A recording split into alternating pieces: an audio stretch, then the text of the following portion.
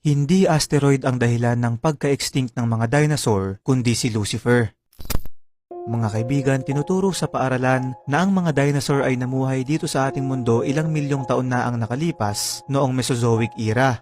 Ayon sa pag-aaral, ang dahilan daw ng kanilang extinction o tuluyan nilang pagkaubos ay dahil sa isang napakalaking asteroid na tumama sa ating planeta approximately 66 million years ago na tinatawag na the Chicxulub Impact. Pero mga kaibigan, alam nyo ba na hanggang ngayon, ang pag-aaral na to ay isa pa ring teorya at maliban dito ay may ilang conspiracy theories at Bible scholars ang kinonekta ito sa Biblia kung saan sinasabi nilang hindi raw talaga asteroid yung bumagsak noon sa ating mundo, kundi si Lucifer. Pinaniniwalaan na yung pagpapatalsik ng Diyos sa kanya mula sa langit at pagbagsak nito dito sa lupa na nabanggit sa Book of Isaiah ang siyang nagdulot ng isang napakalakas na impact na naging sanhi ng mass extinction event noong Cretaceous period na dahilan din ng tuluyang pagkaubos ng lahi ng mga dinosaur.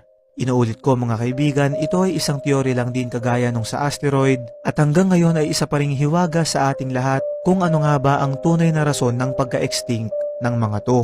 Ano sa tingin mo, kaibigan?